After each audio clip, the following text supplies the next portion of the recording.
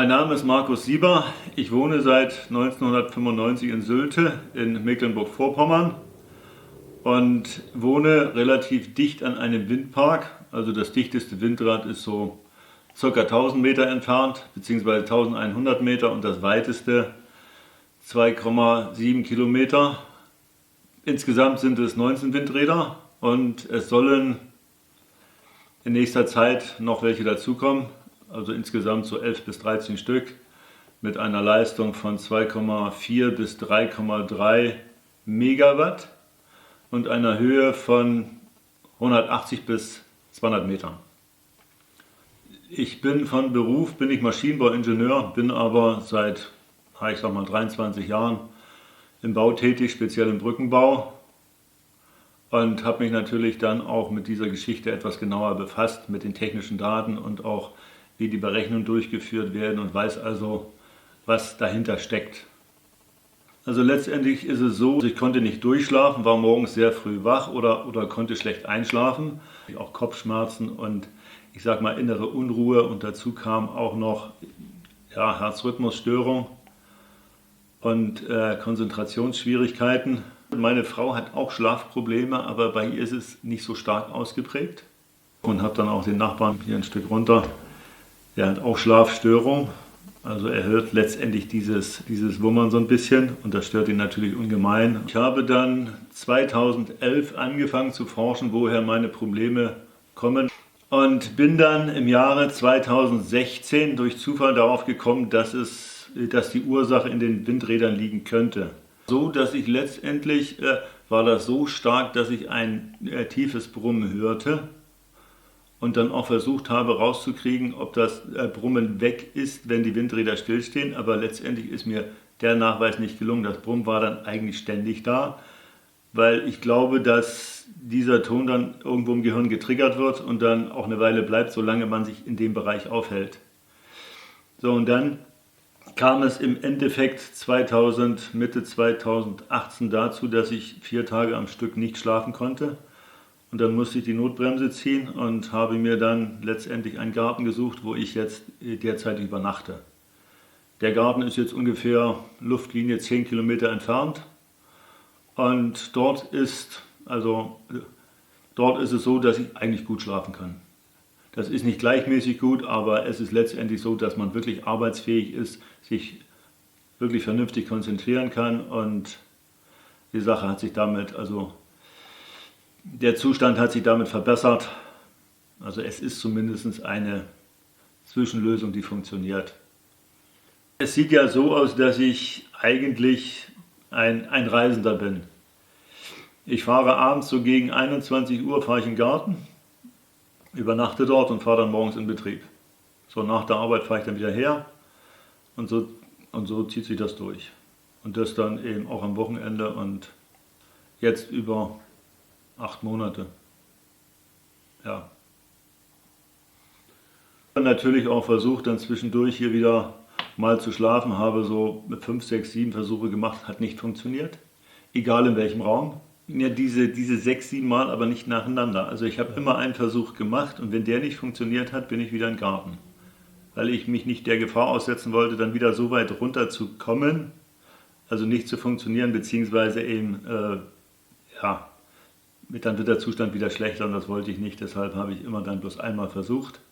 Meist dann Freitag zu Sonnabend, weil dann hat man immer noch 2 Nächte, damit man wieder klarkommt. Und bin dann wieder ins Gartenhaus, also zwangsläufig dann wieder ins Gartenhaus. Und meine Frau, sie schläft zu Hause, und Schwiegereltern oben drüber, die sind natürlich auch noch hier. Deswegen ist, ich sag mal, ein Wegzug momentan noch kaum möglich. Zumal man ja dann, ich sag mal, einen ziemlich großen finanziellen Verlust hätte. Ja, natürlich ist es heftig, aber ich reg mich darüber jetzt nicht mehr auf, weil das bringt gar nichts. Also zu Anfang war ich natürlich ganz anders. Da hat mich das wesentlich mehr mitgenommen. Also im Moment geht's, und es gibt natürlich immer mal Phasen, wo es dann schlecht ist, und da muss man dann wieder durch. Also ich kann es ja im Moment nicht ändern, ich muss damit leben. Und das ist der Punkt. Und wenn ich mich ständig darüber aufrege, damit verändere ich nichts.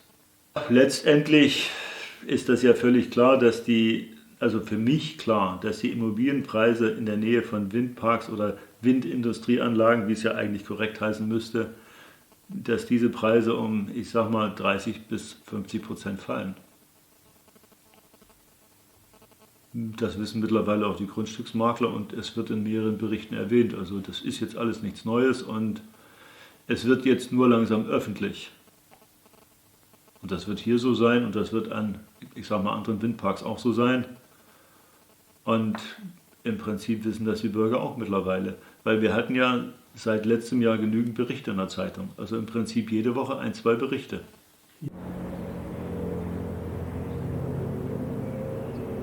Für die weitere Zukunft sind dann um Sylte herum weitere Windeignungsgebiete geplant. Insgesamt in Westmecklenburg 47.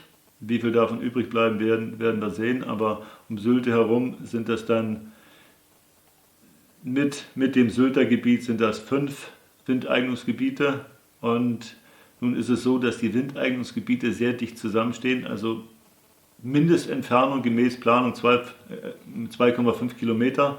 Das ist natürlich viel zu wenig, wenn man weiß, dass Infraschall eigentlich bis zu 15 Kilometer ungebremst geht. Im Prinzip wird es so sein, die zusätzlichen 4 Windeignungsgebiete, der Plante hat eine Größe von 238 Hektar, macht dann ungefähr 24 Windkraftanlagen.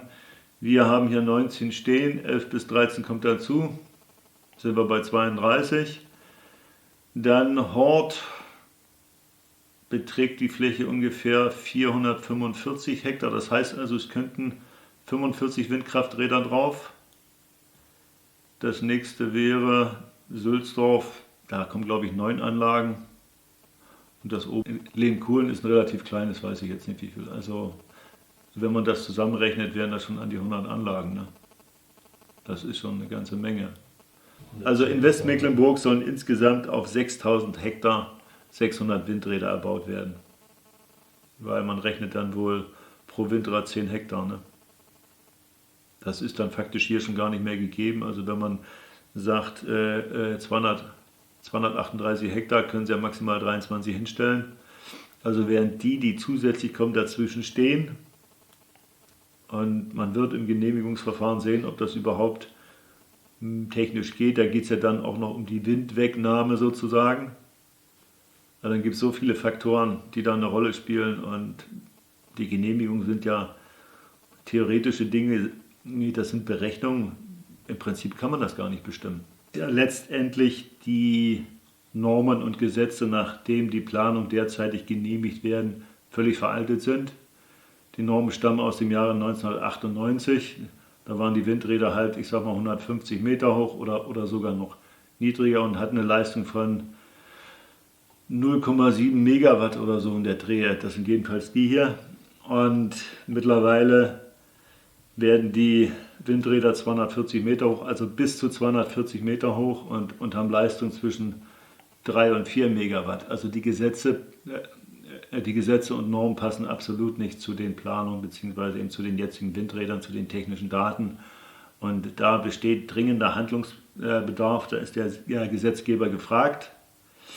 Aber ich gehe davon aus, dass das noch Jahre oder wie lange auch immer dauern wird, bevor da was unternommen wird und mit das angepasst wird.